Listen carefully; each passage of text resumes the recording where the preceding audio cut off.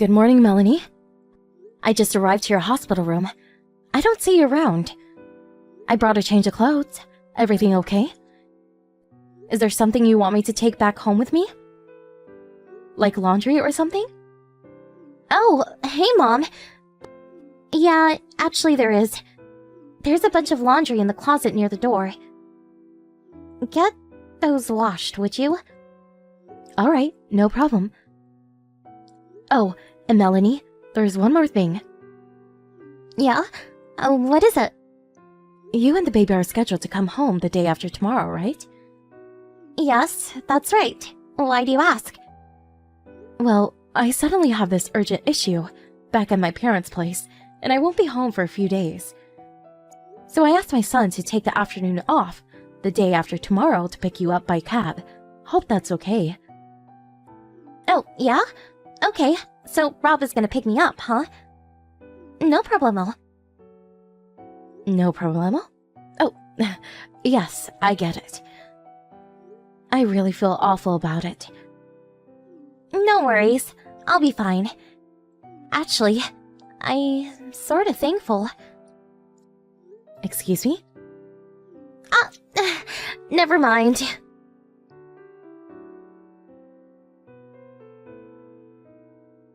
Hey, Mom. Weren't you supposed to be back from your folks' place about now? Yes, that's right. I should be home in about an hour or so. Oh, yeah? You don't have to come home. Oh, wait, pardon me? After your husband died, your son Rob and I live in the main house. And you live in the attached cottage out back, right? Yes, that's right. What about it? Since I'm alone, I prefer the smaller house. Less to clean, it's actually quite comfortable. Although we live on the same property, we made it a rule that we would not interfere with each other's lives. I see. Then it's decided. Please vacate that cottage, please. Excuse me? But why do you say that? Seems obvious, right? After your husband passed away, the house was handed down to Rob, who's your only son. So I figured, since I am Rob's wife, I have the authority to determine who lives here and who doesn't. Makes perfect sense, right? And what's more, I just gave birth to a healthy young boy who will next take over this property someday. So, simply put, I surpassed you as the authority figure here. I make the decision about this family and this property. You're not making much sense, Melanie. If you can't understand, I can explain it to you again. If you like, I got all the time in the world. Oh, and that little cottage you're living in now? Once you're out, my folks will move in, so I'd appreciate it if you get your stuff out of there ASAP. Thanks. I really wish you would stop making all the decisions like I didn't even exist. Considering that it would be hard bringing up a kid, it would be way easier for me to ask my folks rather than my mother-in-law, who I hardly know. Don't you agree? Don't you agree that a stress-free environment is important for bringing up a child? For both mother and child? So, you feel that my presence is stressful. Is that what you're trying to say? Please, Mom, don't get me wrong. It's not just about you. I just grew up thinking that, that all in-laws are supposed to be a little, cruel and nasty. Does Rob feel the same way as you? I haven't asked him, but I'm sure he feels exactly the same. But I can be persuaded to change my mind. If I can get $10,000 a month as support payment, my mind can be easily swayed. Pardon me, $10,000? Obviously, you can't pay such a fortune, so I want you out of the cottage by the end of the day. Even if I was to leave, I still have a lot of stuff in the house. I need a few days. I bet you're just saying that, and then you're gonna squat there forever. I have other accommodations, so that won't be necessary. Are you sure about that? I remember when you first moved in, Melanie. Those huge cardboard boxes? How did you even get those boxes to the house? I've always wondered about that. You know perfectly well how hard it is to move. It's not as easy as packing a bag and saying goodbye. Yeah, but I really doubt you have somewhere else to live, but again, that's your problem. Okay then, I'll give you until Sunday to move out. That should be more than enough time. If you're even a day late in moving out, we cut family ties and you'll never see your grandchild ever again. You're out of the house, like it or not. Just keep that in mind. Cut family ties, huh? I may be saying that to you sooner rather than later.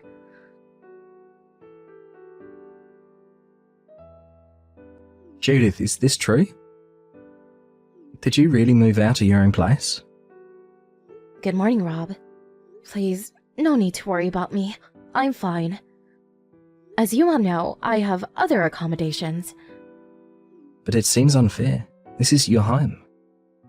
Yes, it is. By the sound of it, apparently Melanie hasn't mentioned anything. Melanie, did she say something to you? Yes, it was Melanie who told me to get out of the house. She seemed pretty adamant about it too. Are you joking? She told you to leave your own home. Why? I'm pretty sure I mentioned this to you before, but I just want to make sure. She knows that we're not related, no blood ties, and that I haven't officially registered you as my child. She knows this, right? Yeah, I told her that before we even got married. She thought it was weird at first when I kept calling you Judith, but when she asked me about that, I told her that my dad brought me up as a single parent, and that you and Dad got married after I finished school and was already working. I also explained that since I was already an adult, I wasn't really necessary to do all the paperwork for adoption. That's what I wanted to verify. Thanks. Do you have any evidence that Melanie demanded that you leave? Yes, she contacted me online. So the whole conversation should be there word for word. I'd appreciate it if you could send me the entire conversation. I want to get a grasp of the whole situation. Okay, I can do that. I'll send it later. Oh, and one more thing. Now that you moved out, I don't see how we can go on living here any longer. The only problem is that Melanie just got out of the hospital and is still pretty weak and needs rest. As you know, the baby is tiny. We really shouldn't be taking our son outside for now. Would you mind waiting 3 or so months until we're ready to move? I'd really appreciate it. Of course, Rob. How can I say no? Thank you so much, Judith, and I'm really sorry about all this. And I appreciate your considerateness. No need to apologize. I just hope things work out for you two.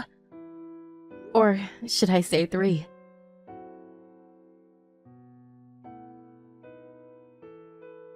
Hey, pick up, would you? This is my first time hearing about this. What's going on? Oh, hello, Melanie. It's been a while. How are you? Let's cut the niceties, shall we? Why the hell do we have to move out? You're the one who was supposed to get the hell out of here. I finally scheduled it so that my folks would move in. As a matter of fact, they just terminated their apartment lease and packed their stuff. What the hell is going on?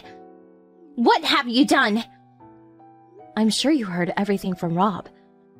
He told you that the owner of the house is me. That can't be right. When a father dies, the son takes over as heir. Rob's the only son.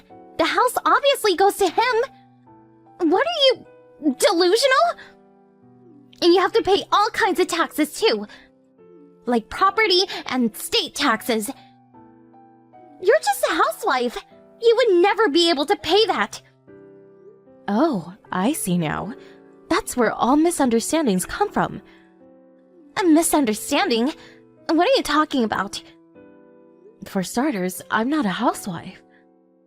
Actually, I'm an investor. Wait, excuse me? An investor? I'm not only investing in stocks, but also have considerable real estate assets too. And that house you guys are living in right now? I bought that house years ago, which is also in my name. Wait a sec, am I hearing you right? My husband's office was not far away, so when we married, we moved in here. It was just more convenient. After a few years, Rob got transferred to this area, so he moved in with us. The place is pretty big, so 3 adults wasn't a problem, and we had the cottage out back. We lived a nice, peaceful existence for years, before you arrived.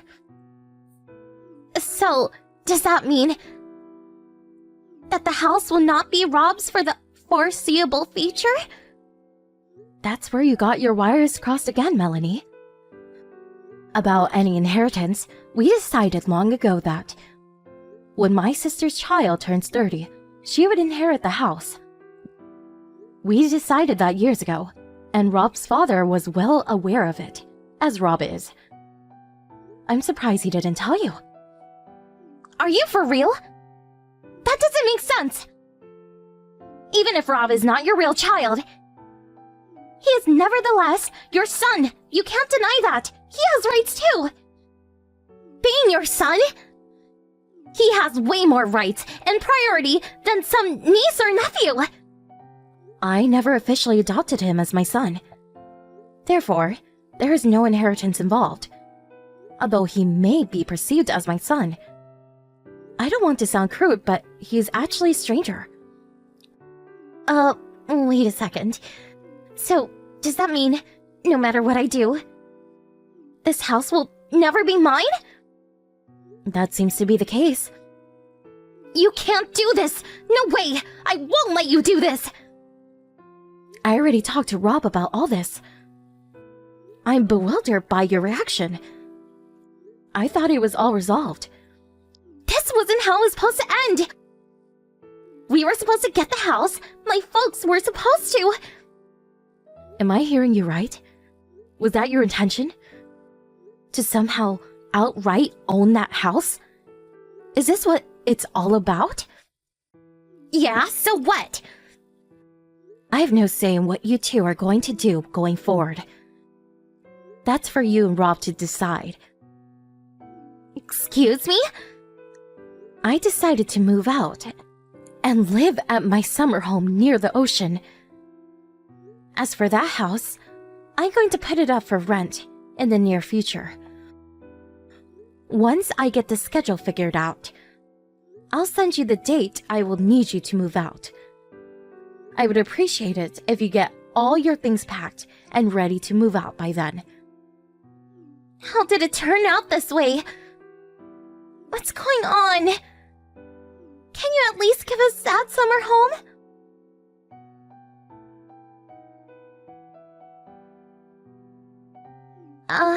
Hello, Mom?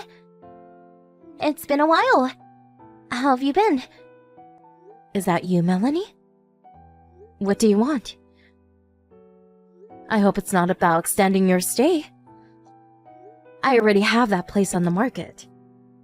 Besides, I thought we made it clear that we have to cut all ties. Cut ties? Why would we do that? Can't you see me and your grandson right outside your window on your front doorstep? Come on, Mom. Open up the front door and let us in. Pardon me? What are you talking about? Which front doorstep? Are you even at the right house? I'm looking outside the door, but I don't see anybody. You're not fooling me one bit with that kind of play acting, Mom. I did a little checking up on you, like where you moved. Pardon me? You checked up on me? Remember a few months back? You were talking about moving to your summer house back east, near the ocean. Now that has to be the ritzy area near Hamilton Beach, right? I did a thorough check on that place. I checked every address around the area and finally tracked you down. Hamilton Beach? I don't live in Hamilton Beach. Where'd you get that idea? Huh? Oh, wait, what? There are plenty of other areas that have wonderful beach resorts all up and down the East Coast. I never said I had a summer home in the Hamilton Beach area. But your name's right here on the mailbox. That's how I tracked you down. My last name is pretty common. I read somewhere that it's one of the top 10 names in the US. I bet there are dozens of people in that area with my first and last name. You're kidding me, right? You're not pulling a fast one on me, now are you? Now why would I do that? I have no reason to lie to you. If you're making a scene in front of some stranger's house, I suggest you leave before they call the police.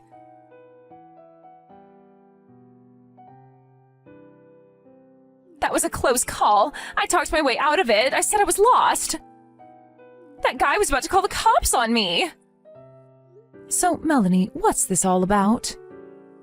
Pardon me? Why did you come all the way out east to find me? Were you just curious to see where I lived? Well, I figured, you're not getting any younger. Maybe you wanted us to live with you. I mean, with your grandson and all. Live with me? You want to move in with me? Yeah, your husband's passed, living all alone. Figured you'd want some company. I really don't need a total stranger to be concerned about my well-being. But you're living alone and... I didn't mention this before, but I plan on living with my other son. My real son and his family. You have a son? You mean... Yes, we're planning on constructing a 2-family home not far from here. We'll live separately, but live on the same property. Kind of like the arrangement we had before, but more spacious. Oh, wait a minute. You're talking about Rob and his family. Family being me and your grandson. Why didn't Rob tell me? What a relief. But if that's your plan, I would appreciate it if you could maybe stay at that nice little summer home and have my folks move into this new house. Now that would be the best outcome possible. There you go again, Melanie, always coming to hasty conclusions. I said my real son. I wasn't talking about Rob. Not Rob. Wait a sec, what? I have a 28-year-old son from a previous marriage. I suppose that makes him Rob's younger stepbrother. I talked to Rob about this already. I told him I was going to live with my real son and his family. Oh, and they have a 2-year-old daughter. You already have a grandchild? Didn't I tell you this before? I thought I did. Did you? I don't recall. Oh, and didn't Rob file for divorce? Who told you? I don't live with Rob anymore, as you know, but I do keep in touch with him. Despite what you think, Rob and I are on good terms. We've always seen eye to eye. The reason he filed for divorce is mainly because of your infidelity. When did you find out about... I know a lot more than you think, Melanie. Including the fact that the child you gave birth to was not Rob's at all. Rob confided in me that he has no idea who the father is. The DNA test proves it's not his. When did you talk to him about... No use trying to deny it, Melanie. He told me everything. But there must be something. I better get going. I'm having some friends over this afternoon. Please, Mom, Judith, please. I have nowhere to live. Goodbye forever, Melanie. Please, Mom.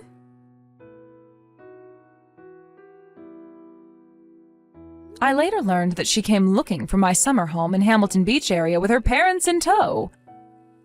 It seems the 4 of them were left with nowhere to live. I guess they figured that if they rushed to my home in Hampton Beach, which is not where I live, somehow they would be able to move in, at least for a while. I think their intention was to somehow kick me out and take over the house. Why they thought that, I have no idea. As a result of their misguided pipe dream, they were left homeless. They were lucky they had their grandchild with them because a nearby relative took pity on them and put them up for a few nights. But word spread of their antics among the relatives, and eventually, sad to say, the child was put up for adoption. I hear they worked out some deal with a relative who owns a ranch out in Montana. They were allowed to live in a converted barn for the foreseeable future. It's apparently a pretty hard life on a farm. But evidently, they are trying to make ends meet as best they can.